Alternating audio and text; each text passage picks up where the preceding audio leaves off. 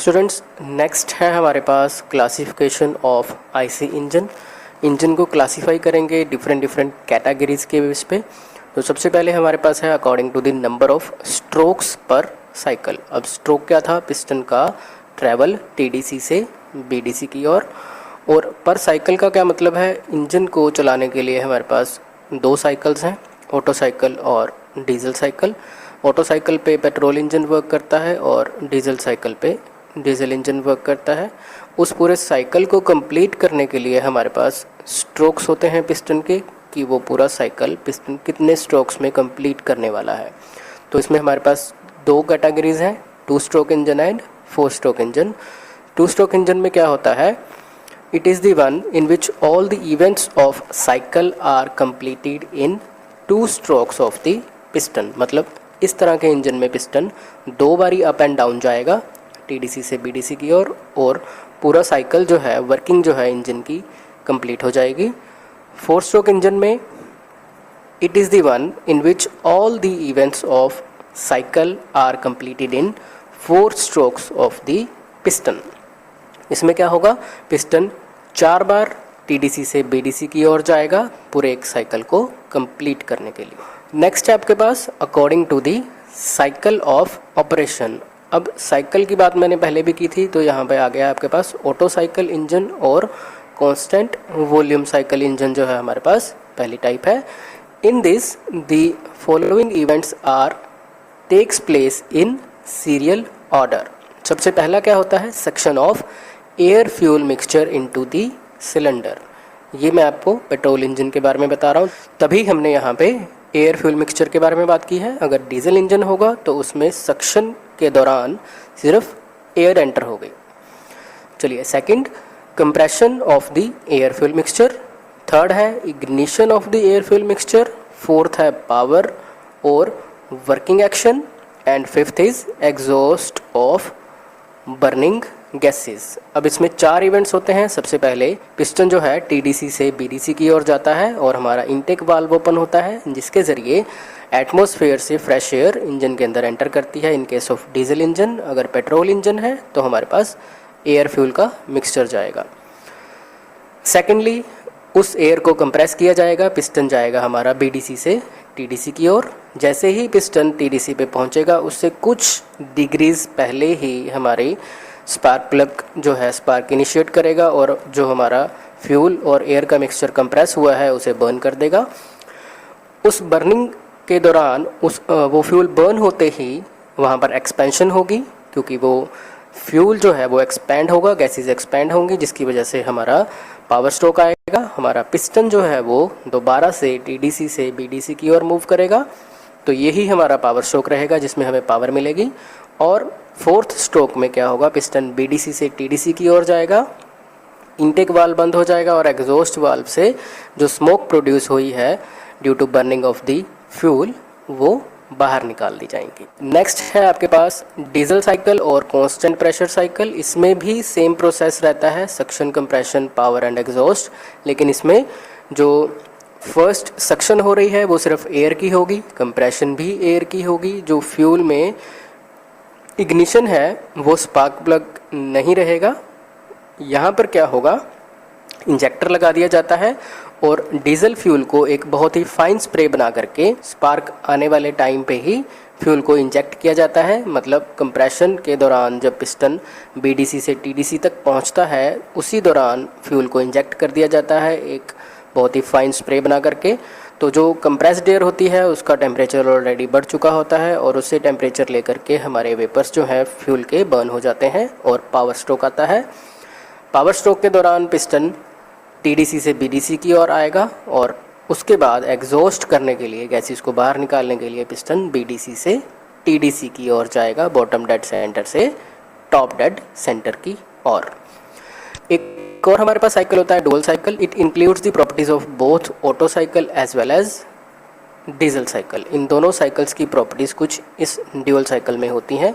ऐसा इंजन बहुत ज़्यादा हमें देखने में नहीं मिलता। थर्ड कैटेगरी है हमारे पास according to the fuel use. जब कितनी तरह का हम फ्यूल इंजन्स में यूज़ करते हैं उसके बेस पे भी हम इंजन को क्लासीफाई कर सकते हैं। Petrol engine, diesel engine, gas engine, CNG या LPG। तो इस तरह से हमने फ्यूल के बेस पे भी क्लासीफाई किया। नेक्स्ट क्लासिफिकेशन है हमारे पास according to the number of cylinders used. अब इंजन के साइज़ के अकॉर्डिंगली भी हम उसे क्लासीफाई कर सकते हैं कि इंजन सिंगल सिलेंडर है या मल्टी सिलेंडर इंजन है। मल्टी सिलेंडर में मतलब एक से ज़्यादा, 2 सिलेंडर हो सकते हैं, 3 हो सकते हैं, 4 हो सकते हैं, 6 हो सकते हैं, 8 हो सकते हैं। इस तरह से हमें जो एक से ज़्यादा सिलेंडर वाले इंजन मिलते हैं उन्हें हम मल्टी सिलेंडर इंजन कह देते हैं। उसके बाद हमारे पास है according to the arrangement of cylinders. Cylinders को किस तरह से अरेंज किया गया है।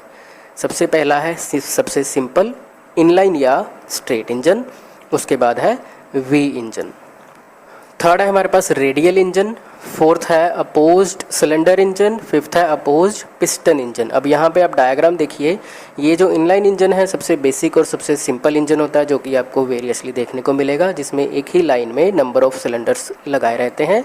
वी इंजन में वी शेप में इंजन सिलेंडर अरेंजमेंट लगाए रहते हैं। उसके बाद अपोज्ड सिलेंडर में ये सेंटर में क्रैंक है और सिलेंडर्स को अपोजिट रखा गया है एक दूसरे से। उसके बाद अपोज्ड पिस्टन, इसमें क्या किया गया है, सिलेंडर एक ही रखा गया है, पिस्टन को अपोजिट डायरेक्शंस में चलाया जा रहा है। इसमें यहाँ पे हमने 2 क्रैंकशाफ्ट यूज़ की हैं, यहाँ पे सिंगल क्रैंकशाफ्ट का ही इस्तेमाल किया गया है। यह है आपका रेडियल इंजन, एक तरह से डायामीट्रिक शेप में इंजन को बनाया गया है एक सिंगल क्रैंकशाफ्ट के साथ। रेडियस में पिस्टन सिलेंडर अरेंजमेंट्स को लगा करके इंजन को बनाया गया है, इसलिए हम इसे रेडियल इंजन कह देते हैं। सो नेक्स्ट क्लासिफिकेशन हमारे पास है according to the method of ignition of fuel, कि फ्यूल को किस तरह से इग्नाइट किया जा रहा है। सबसे पहले है स्पार्क इग्निशन सिस्टम, जिसे हम SI इंजन भी कह देते हैं। दूसरा है कंप्रेशन इग्निशन इंजन, जिसे हम CI इंजन्स कह देते हैं। तीसरा है हॉटस्पॉट इग्निशन इंजन्स। इसमें क्या करते हैं, हम अंदर कुछ एक एरिया ले लेते हैं जिसे ऑलरेडी हीट दी होती है, वहाँ से हमारा फ्यूल हीट लेकर के बर्न होता है, इसलिए हम उसे हॉटस्पॉट इग्निशन इंजन कह देते हैं। नेक्स्ट कैटेगरी है according to the method of cooling the cylinder. Engine को किस तरह से ठंडा किया जा रहा है, उसे ठंडा करने के लिए हम किस मीडियम का इस्तेमाल कर रहे हैं, उसके बेस पे भी इंजन को क्लासीफाई किया जा सकता है, जैसे कि water cooled engine and air cooled engine.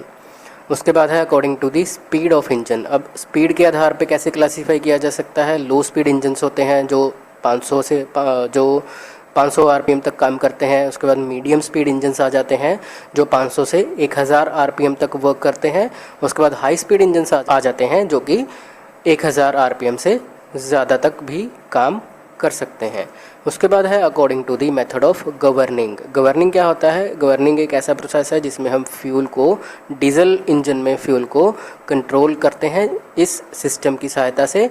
तो हमारे पास एक है hit and miss governed engine, दूसरा है क्वालिटेटिवली गवर्नड इंजन और तीसरा है क्वांटिटेटिवली गवर्नड इंजन। इसके बारे में आगे डिटेल में बात करेंगे।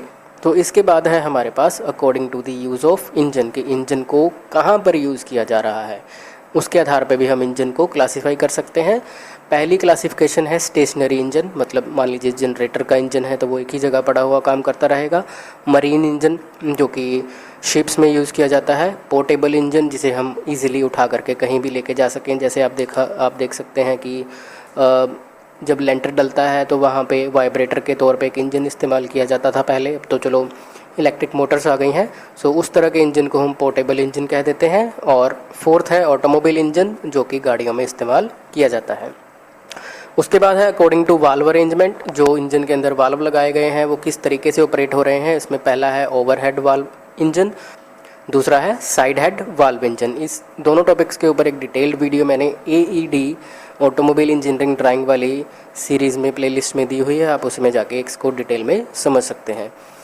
इसके बाद है according to the fuel injection method, कि फ्यूल को किस तरीके से इंजन के अंदर भेजा जा रहा है। उसके लिए हमारे पास पहला है कार्बोरेटर इंजन जो कि सबसे बेसिक सा फंक्शन है, बेसिक सिस्टम है फ्यूल को भेजने का। उसके बाद है एयर इंजेक्शन और तीसरा है सॉलिड इंजेक्शन, इसके बारे में हम डिटेल में आगे बात करेंगे। इसके बाद है हमारे पास according to the air intake process, की एयर को इंजन के अंदर किस तरह से भेजा जा रहा है। नेचुरली एस्पिरेटेड जो कि एटमॉस्फेरिक प्रेशर के ऊपर ही इंजन अपने आप से सक करेगा एयर को। उसके बाद सुपरचार्ज सुपरचार्ज्ड बेस्ड इंजन्स जिसमें सुपरचार्जर लगा रहता है, जो एटमॉस्फेरिक एयर है उसका प्रेशर बढ़ा करके इंजन के अंदर भेजा जाता है। उसके बाद टर्बोचार्ज इंजन्स हैं जिसमें टर्बोचार्जर लगा रहता है, वो भी एक तरह से हम एटमॉस्फेरिक एयर का प्रेशर इंक्रीज़ करके इंजन सिलेंडर के अंदर भेजते हैं। सो इस तरह से क्लासिफिकेशंस का टॉपिक आपका यहाँ पे ख़त्म हो गया है। नेक्स्ट हम बात करेंगे working principle of the engines.